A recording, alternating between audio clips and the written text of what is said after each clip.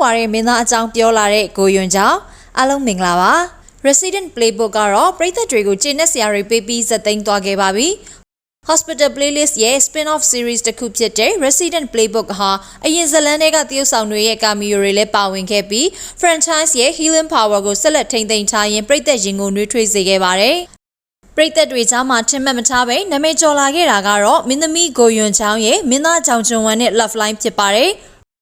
ကိုယွန်ချောင်းရဲ့ဇက်ကောင် OE ရောင်းဟာစေယုံကစီနီယာဆရာခမီးခမက်ဒေါက်တာဂူဒိုဝန်းနဲ့အချစ်ဇလန်လေးတစ်ပုတ်ပေါက်ဖွားခဲ့တာပါ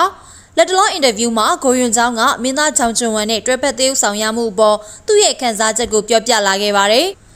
သူတို့နှစ်ယောက်ရဲ့အောင်မြင်မှုဟာရိုက်ကူးရေးအဖွဲ့တွေနဲ့သရုပ်ဆောင်တွေကိုတောင်အံ့ဩစေခဲ့တာပါဒရိုက်တာကိုရိုင်းဒီလိုဖြစ်မယ်ဆိုတာကြုံမသိခဲ့ကြောင်းကိုယွန်ချောင်းကပြောလာခဲ့ပါတယ်ဒီလောက်ကြီး attention ရလိမ့်မယ်လို့ကျမတို့မျှော်လင့်မထားခဲ့ပါဘူးဒရိုက်တာနဲ့ဇက်ညွန်းကတော့ဒီလိုဖြစ်လာမယ်ဆိုတာမသိခဲ့ကြဘူးလေတရုတ်ဆောင်တွေလည်းဝမ်းသာနေကြပါတယ်ကျမတို့ group chat ထဲမှာတရုတ်ဆောင်တွေကဂျွန်ဝမ်အိုပါကိုဝိုင်းပြီးစနောက်နေကြပါတယ် superstar ဖြစ်ရတာဘလို့နေလဲခမီးခမတ်ဆိုပြီးအကုန်ဝိုင်းစနေကြတာလို့ကိုယွန်ချောင်းကပြောပြလာခဲ့ပါတယ်ဒါပေမဲ့နာမည်ကြီးလာတဲ့အခါအားလုံးရဲ့အာယုံစိုက်မှုကိုလည်းရရှိလာတော့ဝေဖန်မှုတွေဆိုတာကလည်းအနောက်ကလိုက်လာကြပါတယ်ပရိသတ်တချို့ကတရုတ်ဆောင်2ယောက်ကအသက်ကွာသလိုဇလန်ထဲမှာလည်းဇက်ကောင်2ယောက်ကအသက်ကွာနေရဆိုပြီးအပြစ်တင်ဝေဖန်နေကြပါတယ်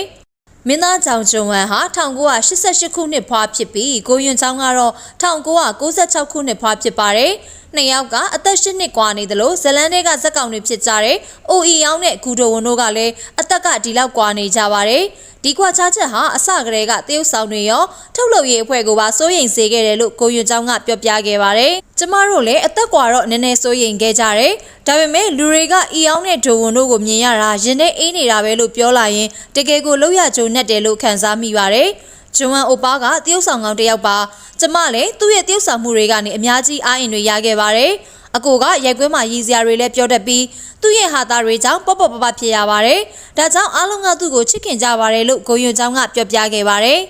အစပထမတော့ကိုယွန်ချောင်းကိုရိုင်းကလည်းအသက်ကွာတဲ့မင်းသားနဲ့ချစ်ခမ်းတွေရိုက်နိုင်မှာမလားဆိုတာမသိကြခဲ့ပါဘူးဒါပေမဲ့ချောင်ချွန်ဝမ်ကတည်ငြိမ်ပြီးဖြောင့်မတ်တဲ့ character ကိုကောင်းကောင်းသရုပ်ဆောင်နိုင်ခဲ့တာကြောင့်ကိုယွန်ချောင်းအတွက်လည်းလွယ်ကူခဲ့ပါတယ်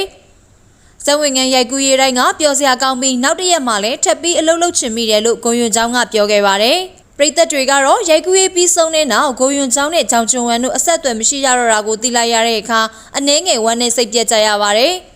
ကိုယွန်ချောင်းကမင်းသားနဲ့သိပ်ပြီးအဆက်အသွယ်မရှိတာကြောင့်အခုလိုမျိုးရုတ်တရက်ထောင်တက်လာတဲ့ on screen popularity ကိုတေချာမခံစားရကြောင်းလည်းပြောပြလာခဲ့ပါတယ်ပရိသတ်တွေကတော့ကိုယွန်ချောင်းရဲ့နောက်လာမယ့် project အသစ်မှာရောဘယ်လိုမျိုးအောင်မြင်မှုတွေထပ်ပြီးရှာဖွေနိုင်အောင်လဲဆိုတာစောင့်မျှော်နေကြပါတယ်ကြည့်ရှုပေးကြတာကျေးဇူးတင်ပါတယ်ရှင်